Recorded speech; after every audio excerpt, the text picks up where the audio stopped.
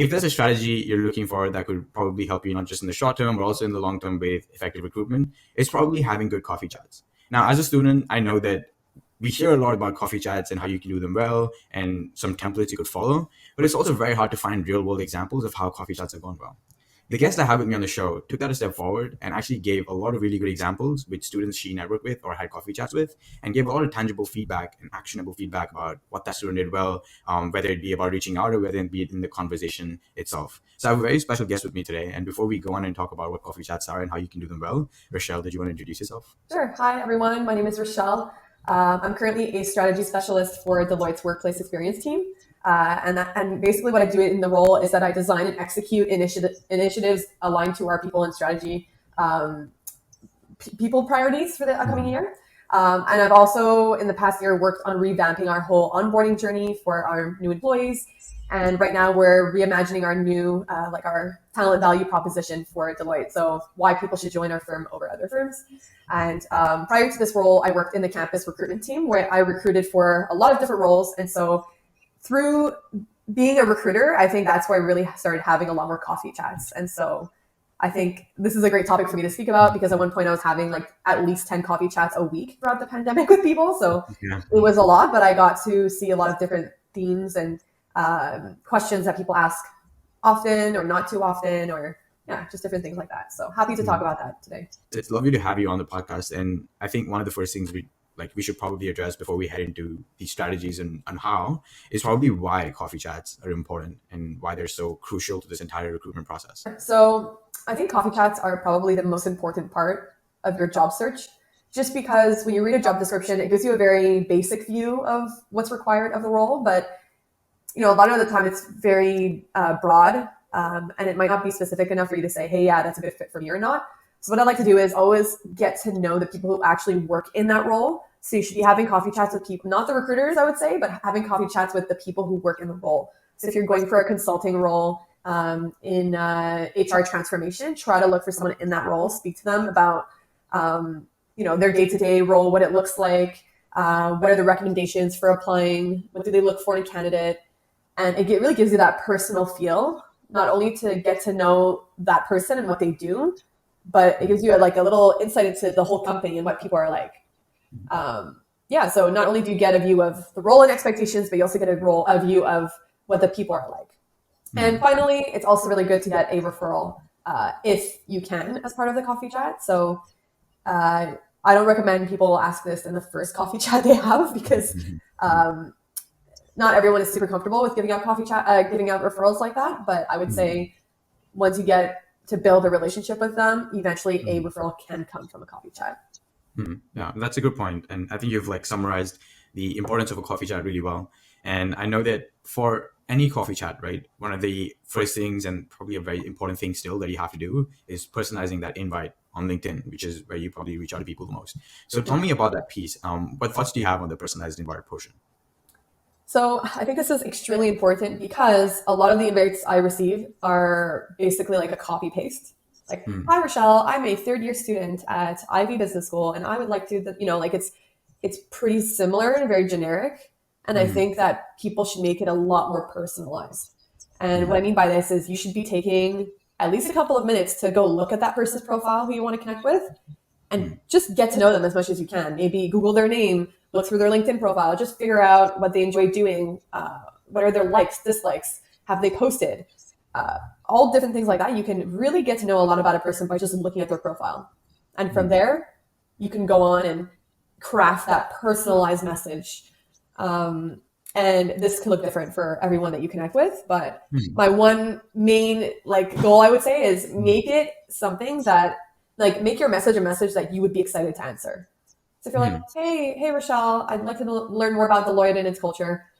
I'm happy to have a chat sometime. You're like, okay, yeah, I don't mind talking about Deloitte and about my experience. But if someone came to me and said, hey, Rachelle, I saw you worked in the Workplace Experience team and I actually implemented a new project in my company a few months ago. I'd love to chat about it more with you. I'm like, oh, cool. What are they doing? What are they talking about? And then that's a more interesting way to start off the conversation.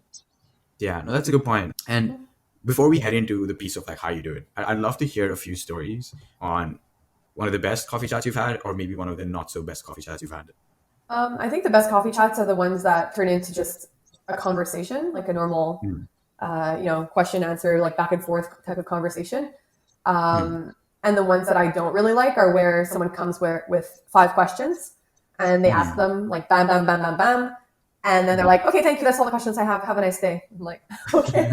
It kind of makes you feel a bit used. You're like, okay, I'm glad I can help you, but is it memorable? No. So I can't think of anyone specifically right now. I don't want to like call them out directly, but usually it's the people who have really done their research into my background and are able to ask me questions, like more in-depth questions about what am I doing right now, and like what are the challenges I'm facing, how they can help me in anything right now, things like that. Like one thing to not do in a coffee chat, like don't ask someone how long they've been at the company for, don't ask them where they went to school, things like that. I mean, you can easily find it from my profile by just looking at the profile. So whenever people start telling me, like start a conversation by just saying, oh, so how long have you been at Deloitte for?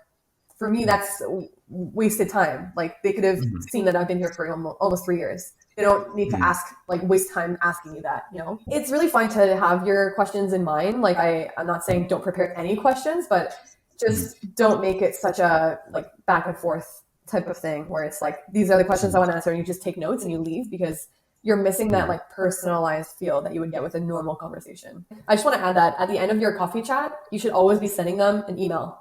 So I like to call it like a thank you email, where number one, you thank them for the time that they took to speak with you. Because, most professionals are busy. So if they're taking out time, it is nice to just tell them that, you appreciate them taking the time.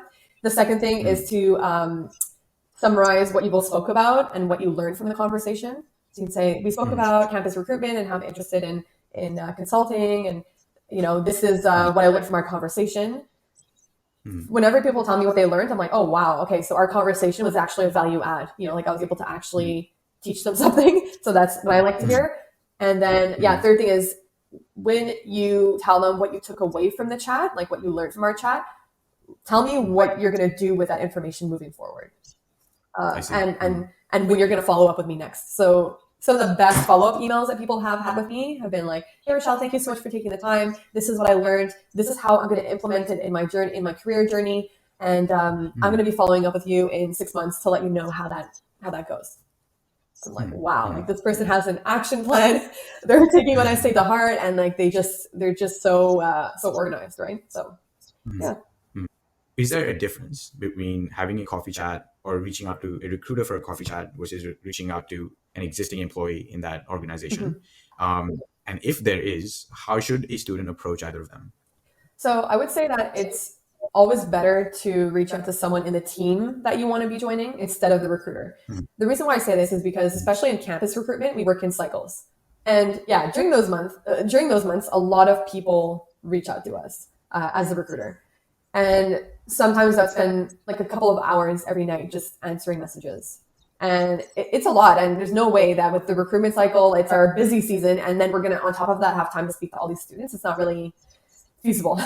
So most of the time I would recommend people to reach out to those who work in the teams they want to join. So if you want to work in audit, look for an auditor in the office that you want to join, because chances are they're maybe going to be in the team that you end up joining. So they'd be able to give you like better insight into what the role looks like, what their team looks like, their management. I don't know, anything you want to know. It'd be better to reach out to them. Okay, no, that's a great tip. And Rachelle, thank you so much for doing this. I think a lot of information that you've talked about today, like I said, is super, super valuable. And students of different like personality types or different interests or different industries even. And of course, I imagine that they would have more questions they'd want to ask. So I'll put the link to Rachelle's LinkedIn in the video description. So click on that and reach out if you have questions, if you don't already follow her. And of course, just like what she said, go to her profile, go to her activity, look at her posts, and like dig through them to see if there's information about the questions you already want to know. But other than that, obviously connect and build that relationship if you think you would have a fun conversation with Rachelle. But yeah, thank you so much for being on this podcast. Well, thank you so much for having me, and have a nice weekend.